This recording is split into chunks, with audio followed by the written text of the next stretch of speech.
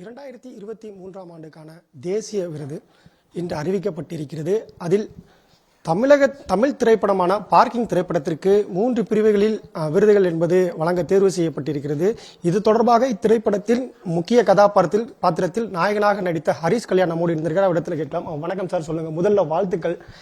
இப்போ இந்த 3 விருதுகள் அறிவிப்பு வெளியிடப்பட்டிருக்கு. இதை நீங்க எப்படி பார்க்குறீங்க? முதல்ல எல்லாருக்கும் வணக்கம். ரொம்ப நன்றி உங்கள் வாழ்த்துக்களுக்கு. முதல் விருது வரும்போது ஃபஸ்ட்டு படத்துக்கான விருது கிடச்சிது, பெஸ்ட் ரீஜனல் ஃபிலிம். அதுக்கப்புறம் ஸ்க்ரீன் பிளே, அதுக்கப்புறம் best supporting actor MS Bhaskar sir. ரொம்ப நெகிழ்ச்சியான ஒரு தருணமாக அதை பார்க்குறேன். நான் மட்டும் இல்லை, எங்கள் டீமில் எல்லாருமே ரொம்ப சந்தோஷமாக இருக்காங்க. ஒரு நல்ல படம் எடுத்து அது ஆடியன்ஸ் கிட்ட போய் சேர்ந்து அது ஒரு வெற்றி அடைஞ்சு அதுக்கப்புறம் இந்த மாதிரி ஒரு பெரிய அங்கீகாரம் கிடைக்கும் போது அது பெரிய ஊக்கத்தை கொடுக்குது.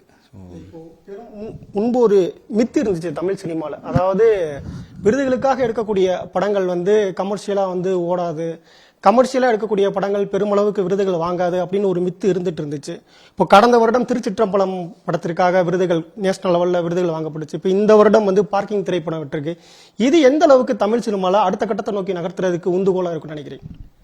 இப்போ இந்த பிரிவினை கம்மியாயிடும்னு நினைக்கிறேன். அந்த லைன் நல்ல படம் கொடுத்தா அது கமர்ஷியலாக இருக்கட்டும், இல்லை கதை சார்ந்த படமாக இருக்கட்டும், இல்லை கதாபாத்திரம் சார்ந்த படமாக இருக்கட்டும், அது நல்லா இருக்குன்ற பட்சத்தில் கண்டிப்பாக அதுக்கு அங்கீகாரம் கட்டாயம் கிடைக்கும் அப்படின்றது நம்ம கண்டிப்பாக அதுக்கு உதாரணமாக இது இருக்கும் அப்படின்னு நான் நினைக்கிறேன். அதே நேரத்தில் ஜூரி, ஏன்னா எத்தனையோ படங்கள் இருக்குது, அதில் ஷார்ட் லிஸ்ட் ஆகி அதில் ஒரு படத்தை தேர்ந்தெடுக்கும் போது அது ஒரு பெரிய ப்ராசஸ் தான். அவங்களுக்குமே இது ஒரு பெரிய ஒரு கடினமான ஒரு வேலை தான். இத்தனை படங்கள் பார்க்கணும், அந்தந்த படங்களில் ஒரு டிபார்ட்மெண்ட் சிறந்த ஒரு விஷயமா அமைஞ்சிருக்கும். ஸோ அந்த ஜூரிக்கு இந்த நேரத்தில் நான் நன்றியை தெரிவிச்சுக்கிறேன். அதே மாதிரி எங்கள் டீம் எல்லாருக்கும் நன்றிகளும் வாழ்த்துக்களும். பார்க்கிங் திரைப்படத்தை நீங்கள் தேர்வு செய்யும் போது உங்களுடைய எண்ண ஓட்டம் என்னவா இருந்துச்சு? இது மாதிரி மக்கள் வரவேற்பு பெறும்னு கண்டிப்பாக நினச்சிருப்பீங்க, ஆனால் இந்த அளவுக்கு ரீச் ஆகும் நீங்கள் கருதுனீங்களா? இல்லை, ஃபஸ்ட்டு நம்ம படம் பண்ணுறோம், ஒரு படத்தை ஓகே பண்ணி நம்ம படம் பண்ணுறோம் அப்படின்போது இது ஆடியன்ஸ் கரெக்டாக போய் சேரணும். ஆடியன்ஸ் இது கனெக்ட் ஆகினாங்கன்னா, அவங்களுக்கு பிடிச்சிருந்துன்னா அந்த படத்தை கண்டிப்பாக கைவிட மாட்டாங்க அப்படின்ற ஒரு நம்பிக்கை எனக்கு எப்போவுமே உண்டு. ஸோ அதற்கு என்ன சொல்கிறது, ஒரு சான்றாக பார்க்கிங் அமைஞ்சதில் எனக்கு ரொம்ப சந்தோஷம் என்னோடய கரியரில். அதே மாதிரி மக்கள் தானே, அவங்களுக்கு பிடிச்சிருச்சுன்னா தென் அதுக்கப்புறம் வேறு எதுவுமே கிடையாது. ஸோ அவங்களுக்காக தான் நம்ம படம் பண்ணுறோம். ஸோ அவங்க அதை அங்கீகரிக்கும் போது, அவங்க அதை ரசிக்கும் போது, அவங்களுக்கு இந்த படம் பிடிச்சிருக்கு அப்படின்னு நினைக்கும் போது ரொம்ப சந்தோஷமாக இருக்குது. ஹரிஷ் கல்யாண் கதை தேர்வுகள் அப்படின்றது ரொம்ப இம்பார்ட்டன்ட் கொடுக்கறதா நம்ம ஆரம்பத்திலேருந்து பார்க்க முடியுது. வில்லன் அந்த படத்தில் தேர்வு செய்ததாக இருக்கட்டும், அதுக்கடுத்து வரக்கூடிய ஒவ்வொரு திரைப்படங்களுமே முக்கியத்துவம் கொடுக்குறீங்க. அதற்கான சீக்ரெட் என்ன சார்? இது சீக்ரெட்லாம் இல்லைங்க, ஒரு எக்ஸ்பெரிமெண்ட்டு தான். எல்லா படமும் எல்லாமே ஜெயிச்சிருன்னு சொல்ல முடியாது.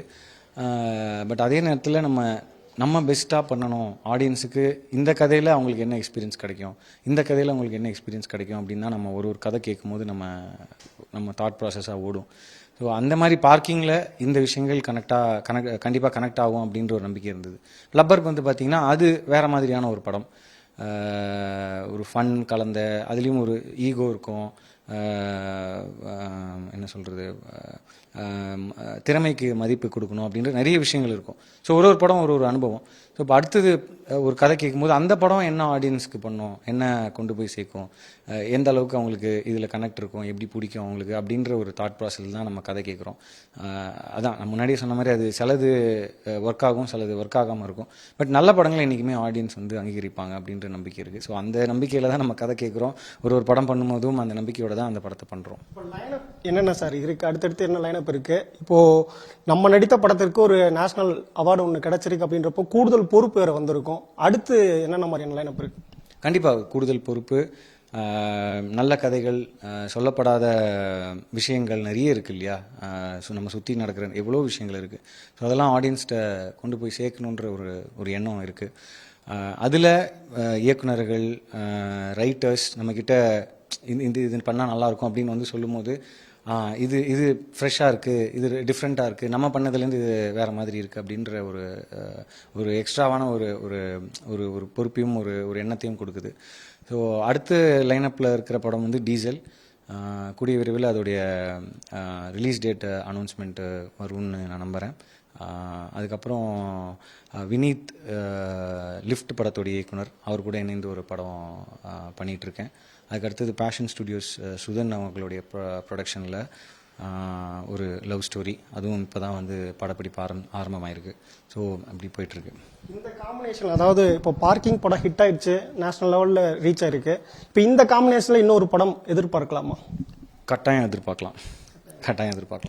மீண்டும் வந்து அடுத்த ஆண்டுக்கான அந்த நேஷனல் அவார்டில் லப்பர் பந்து திரைப்படத்திற்கு நீங்கள் நேஷனல் அவார்டு வாங்குவீங்கன்னு நாங்கள் எதிர்பார்க்குறோம். அதற்கான முன்கூட்டியே வாழ்த்துக்கள் சார். தேங்க்யூ. நன்றி.